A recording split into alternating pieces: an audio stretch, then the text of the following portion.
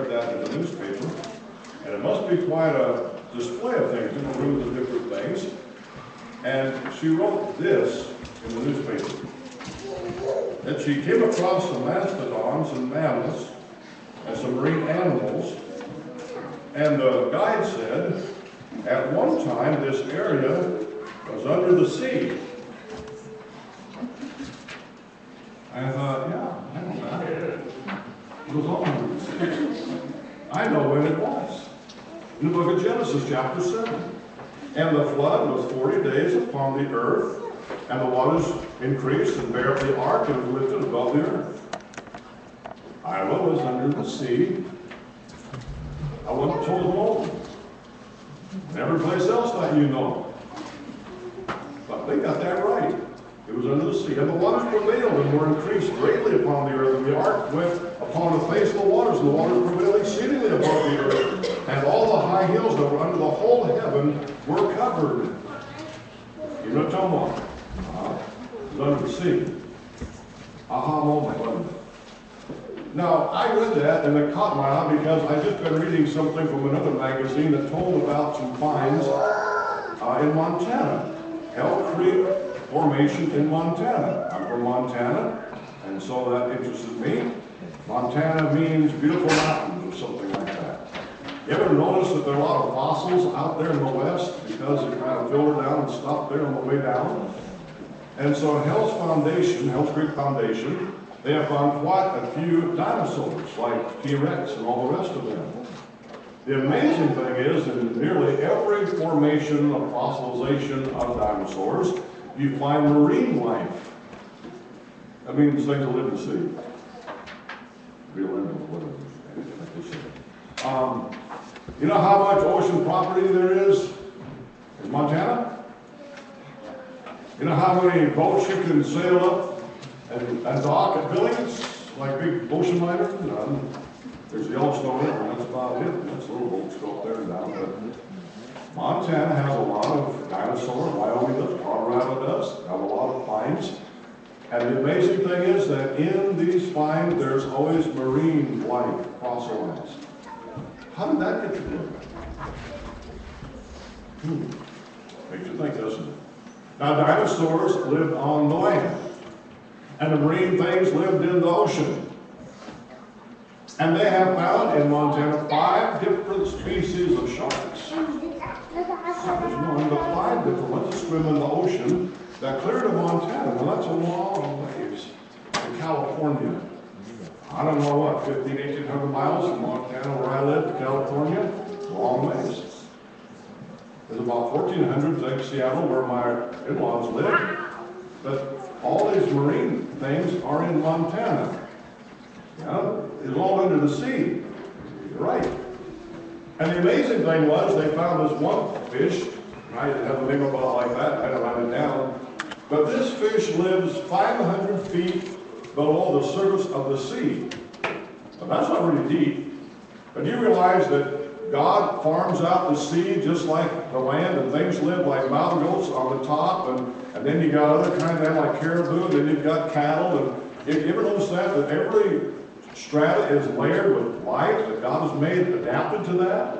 It just happens, it's adapted. And the ocean, the same thing. You go down, of course, you find your trout, you go on down, walleye, and keep on going up 500 feet, you find this fish. That's where he lived, 500 feet below the surface of the sea. Now, there's lots of other things way down deeper yet, but he lives, and this fish is found in abundance with the dinosaurs in Montana. How did a fish that lives in the sea, 500 feet below the surface, wind up in Montana? Well, he's just a smart fish. And we'll know there was a great flood, and it stirred everything up, and it prevailed over the whole earth. And they don't seem to understand that quite. But there was somebody who, if we would have as a guide, was really impressed with the flood. His name was Peter. And Peter, surprisingly, above all the rest of the Bible writers, has something to say about the flood that really impressed him. And so there are 3 passages that we're going to study today, all written by Peter. They said, take a look at this. And if you could go into a room like a museum, maybe like you went to in Kentucky, Peter said, look at this, look at that. And you can see all these evidences of the flood. He believed in it, and he made evidence something that we need to notice concerning it. So 1 Peter chapter 3, we'll be in 1st and 2nd Peter today. Peter had a lot to say about the flood that covered the whole earth, and it was impressive to him. Now in chapter 3, he begins talking about the people of the flood. Now when you read the book of Genesis, you know the Bible says that their heart was wicked, and they were violent, and their thoughts were only evil continually. Maybe worse than today, hard to tell, but at least we've got some fairly kind people, and we're not down to 8 yet, are we? So that makes we got a pretty good society comparatively to what Noah was going through. Bad, wicked, evil, and they lived so long. And that made them more bold. But I'll be a Christian someday. I'll follow God. You know, when I get older, like when I'm around 60, well, they weren't hardly kicked into gear at 60. They're hardly past TV by then. I said, well, I don't know how it was, but, you know, Noah had his first child when he was 500 years old. You think, I'm pretty old. Well, I lived to be 950, so he was only middle-aged or something like that when he had that kid. And then the other 2 kids came along. They had children at ancient ages, amazingly so. And so, it was a wicked world. The wicked live the way they want to. You live a long time. The longer they live, the more wicked they got, the more set they got in their ways. And God said, I just can't let them live any longer than they are. And so He called a halt to the whole thing. Wicked people. Now they had a chance, and we aren't going to read all about that, but it said through the Spirit, Jesus preached to them. Those who were disobedient in the days of Noah. I think what he means is, Noah did the preaching, gives a message from Christ, and the Holy Spirit was the energizer of that message. Anyway, we want to pick up with Peter's point that he has here in verse 20. 1 Peter 3. Which some of them were disobedient. Whereas the long-suffering God waited in the days of Noah. Now a lot of people focus in on, you know, God's really mean. God's really angry. God really is severe. And He is severe. And God does call people to account. And He does have wrath. But that wrath is always tempted by long-suffering and mercy. He said, Noah, we're going to build a big boat. Big enough, a lot of folks can get in, and you're going to preach this message, and for 120 years, God waited. I'm presuming, and I don't like to say this for sure, that everybody was of the same race. I don't think that races until after the flood. I think they're all the same, spoke the same language, at least they did on the other side of it. And they could have heard Noah. They knew what he was saying. It was not an unusual message as far as in foreign language or something. They maybe hadn't scattered as far as they had before. And I don't think the mountains were as tall then as they are now. It was a different situation. The Bible, we'll talk about that a little bit later. Different than we know today. About no Mount Everest back in those days. But be that as it may, Noah preached. The long-suffering God waited. Will anybody get in this ark? And I don't know how that was, but maybe one little girl said, I believe. And Shem fell over and married her. The little girl said, I think it's not right to me, and a hand fell over her. And then the little girl said, I think it's right too. And so Jacob married her, and that's as far as they got. 3 converts of the whole world. A dad, and his wife, and 3 boys, and their wives, and that was it. The rest of the world was so wicked.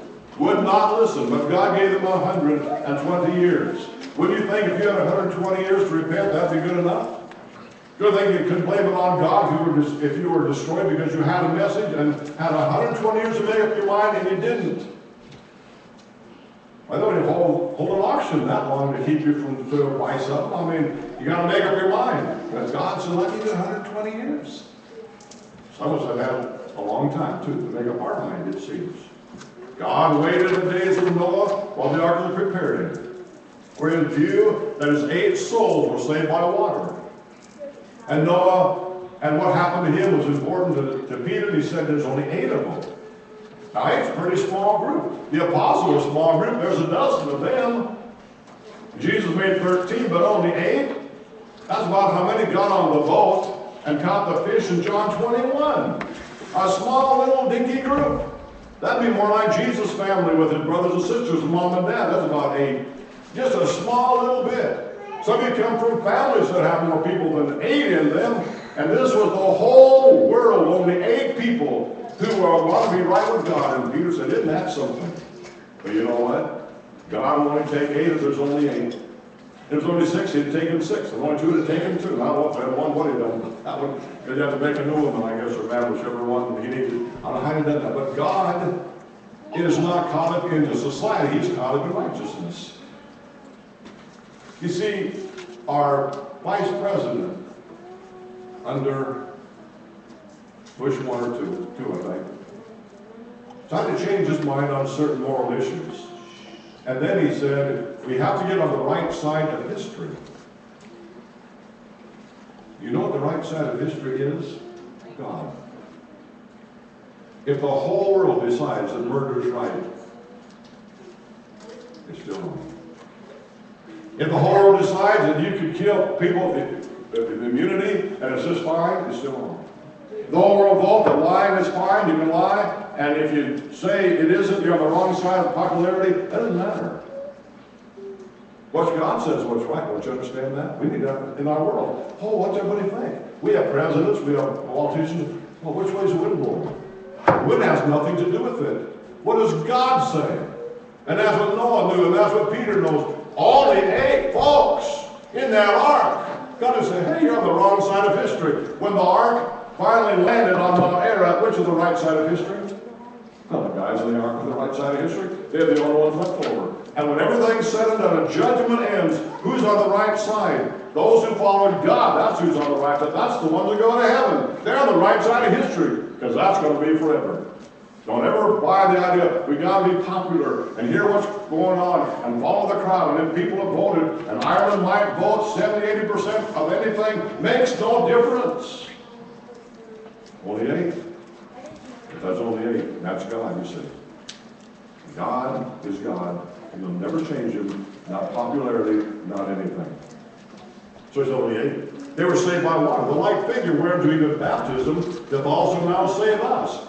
Now that pop your eyes right out of your head. Baptism saves you? Yes.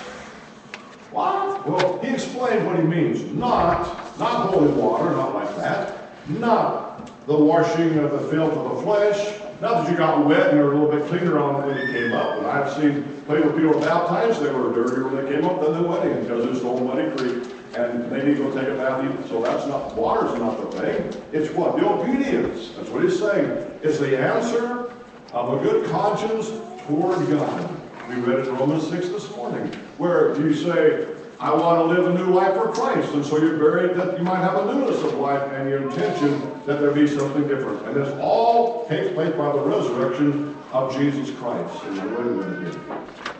You said he was saved by water. Well, I thought water was the problem. Well, it's kind of a problem, all right. The floods destroyed, but what did the water do for Noah? Did he ever get wet? Did Noah get doused when he was getting into the ark? Oh, no. You remember what happened? God brought the animals to him. The very animals that God wanted, he just opened the door and they walked in. The camels, the geese, and the ducks, and the chickens, and went wherever they're supposed to go. They just went up their little cages like their little ducks and geese and camels do, I guess. They had no problem. And it wasn't like having to fight with these animals. They were all tame. Because animals weren't afraid of men yet. That's after the flood. And animals, whether they were grizzly bears or whatever they were just like little puppies. I mean, everything was great. Nobody barking or growling at anybody else, and they just went in there and took their place. And then God shut the door. What? Yep. And then what? Nothing. Then what? Nothing. Then what? Nothing. Then what? Rain! A week later. Now, no one ever got wet. Animals never got wet. They're in the ark, and it rained down 40 days before that. They never got wet. They never had a leak in that ark. By the way, we sprayed the boys for the camp building at Sharon Bluff, and it rained, and there's no leaks. We can tell them we're used to, so that's telling them that we want to have a leak-proof building too. And finally, it quit. Finally, they sent out some doves and things like that, and they came back, and finally it landed on Mount Ararat. Then they got out on dry land. Noah never had a drop of water on him the whole time. But he was saved by water. What does that mean? It means that the water separated him from the wickedness of that old world. What was Noah's biggest problem? Well, the biggest problem was sin. The biggest problem would have been if Noah decided he's going to go along with them. and become violent and have wicked imaginations and be evil, then God will destroy him. That was the problem. The problem was not drowning. If he drowned, he'd go to heaven. That was the problem. The problem was sin, and God said, I'm going to wipe this sin out, so when you step out of the ark, it's going to be brand new, clean again. You remember the story. Noah didn't keep it that way as a human being, and so a lot of bad things began to happen all over again because human beings step out of the ark, not angels or whatever like that. We understand that. What happened was the water separated him from the old word. Guess what your baptism does? Separates you from the old life of sin. When you rise from the water baptism, there's no more sin in your life. You're gone. You're clean and pure. And Peter noticed that. And he wrote it here. But the second one, as we hurry along, is 2 Peter chapter 3 and verse 5. Now what he's talking about here is that God, for sure, will punish sin. We don't hear that a lot because that's not very popular. People like to go on, you're just doing fine, keep it up, everything's wonderful, the girls getting rosier all the time, everything's more wonderful, and just be positive and smile a lot, and you're going to make it. Well, I want to tell you something, there's more to the Bible than that, a whole bunch. You begin to read the Bible, you begin to read a very serious book of a God who loves you and wants to save you, and he's gracious, but a God who demands obedience, and if there's no obedience, he's a God who will take account of that. You can't discount the awesomeness of God and read the Bible. If you don't read the Bible, then you won't get it. So you smile down and says it's a wonderful life, and just do a little bit better and be more positive or not Scripture. So Peter talks about the false teachers. He said, you know what God did one time? He had some rebellious angels, kicked them out of heaven. Really? You mean to tell me you can lose your salvation? Well, those angels did. They got kicked right out of heaven. I guess they must have. They were saved right in the presence of God, got kicked right out. Is that pretty serious to you? That God will hold them account? An angel account? And an angel sins and can't stay? And you sin, you think you're going to get in? If God won't let the wicked angel stay, he won't let you in either if you're sinful. What's your hope? Jesus. The Bible's filled with that. He forgives you. You appear before God forgiven because of what Jesus did. Not because of you or the good deeds you've done. You aren't good enough. You'll never be good enough. I'll never be good enough to be right with him. But in Jesus, I'm perfect. Because his righteousness clothes me. And God said, that's what I like. I like what my son did. And he forgave you. Now you're in him. And I see him and not you. Important that would happen. God didn't spare the angels. That's it. He didn't spare those cities of Sodom and Gomorrah either. Even though he said he could have find a few, they didn't find even a few. But in verse 5 he said, he spared not the old world. The old world? Yeah, it's a different world. Let me read one more time about that old world.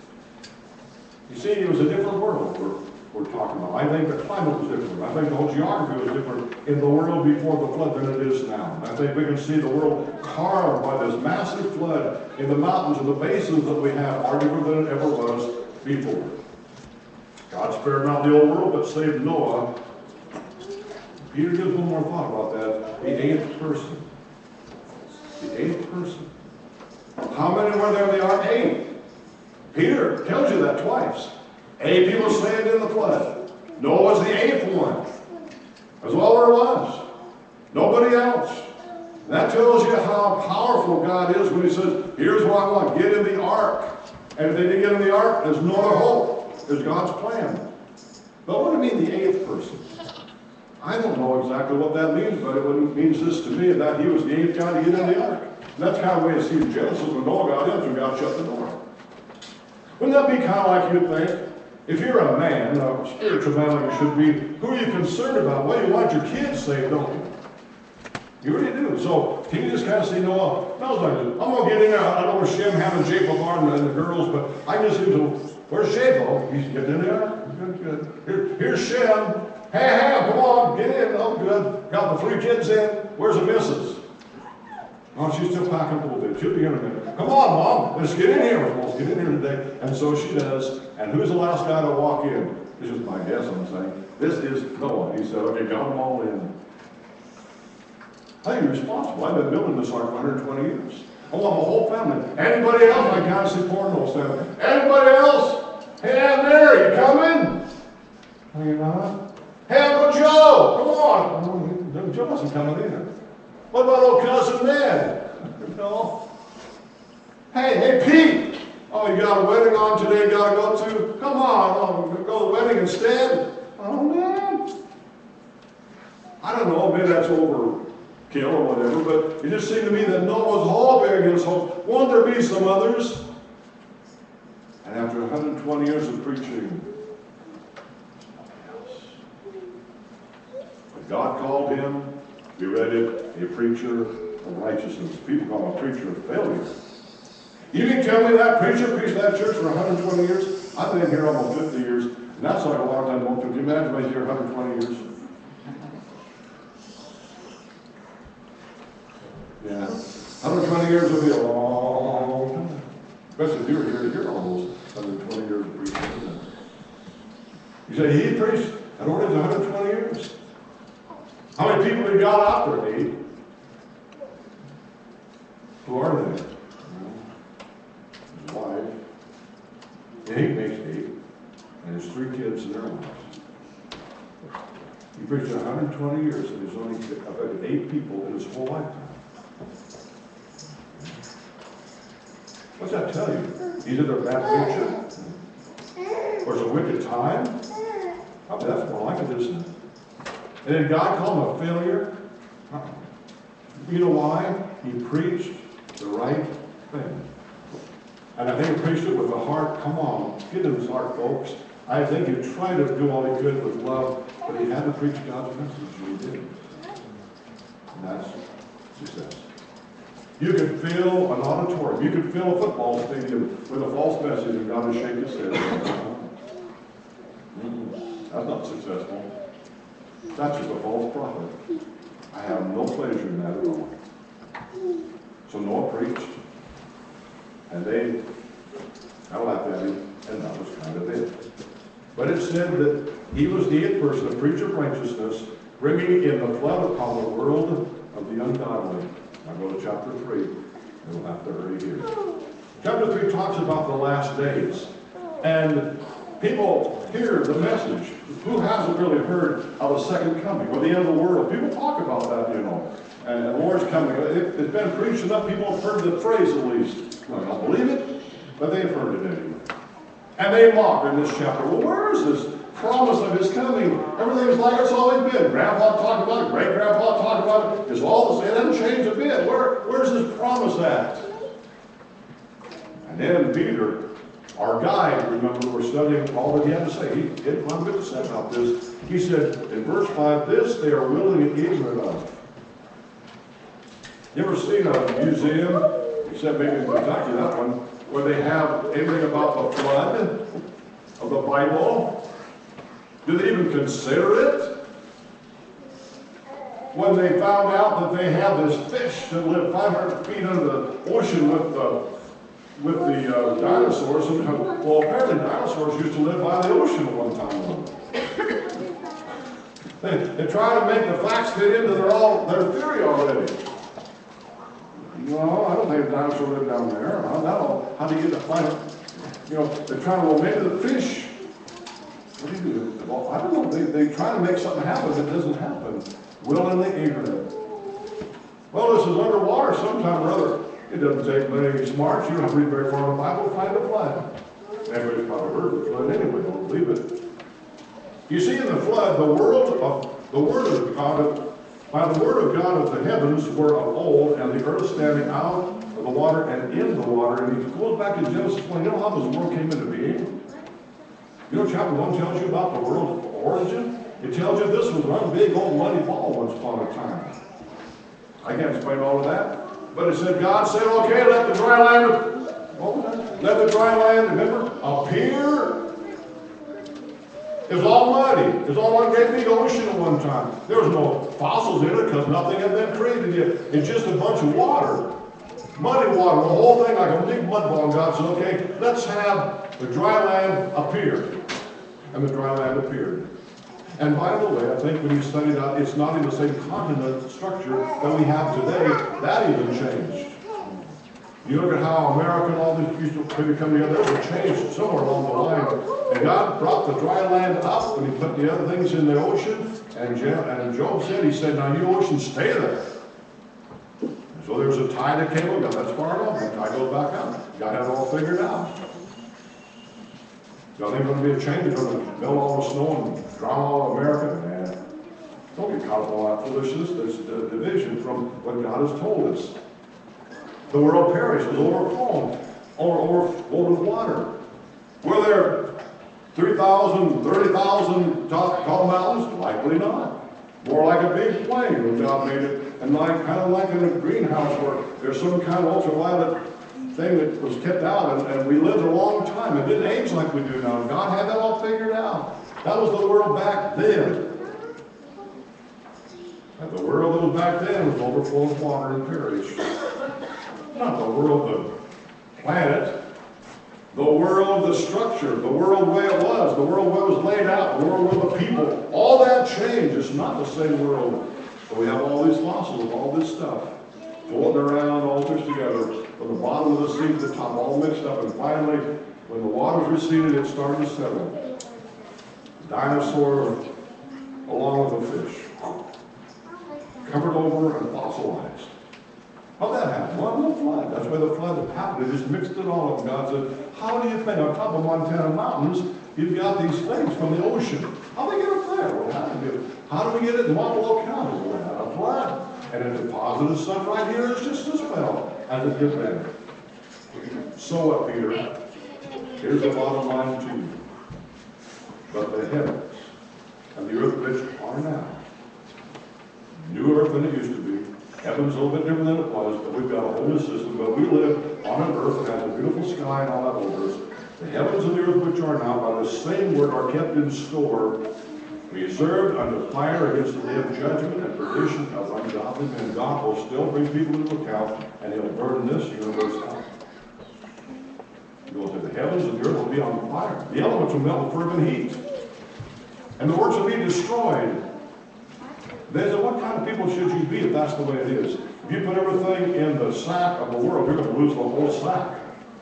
If your whole treasure's here, it's going to be gone someday. That may heaven reserved forever and last forever. That's the important part. This world will all pass away, and God's way will be forever. When Noah was in the ark, he was glad to build an ark. When he got out of the ark, he was glad to be saved, I think. Nobody, when he gets on the other side of life, will say, I wasted what I donated to Christ. I wasted my life out because I'm glad I did everything I did for Christ. It paid off. Whatever it is. Peter was impressed. There was a flood. There's evidence of it. There's Bible for it. And then there's an application of it. How we should live, because not water, but fire threatens our world, and someday it will consume all. And we'll be taken from this planet to be with him when he comes again. And then judgment. And so the song that we chose talks about thinking ahead for the judgment that is ahead. And that is just as I am. I will come to Christ because I'm looking to him. And just as I am, I will be judged. But I make a decision for Christ. I'm ready for that day. I'm ready to be right with him. I'm ready to follow him. We have a choice. No one trying to do all that he could. When the flood came, he was ready. You do what you can. By the grace of God, you'll be good. I'm with you.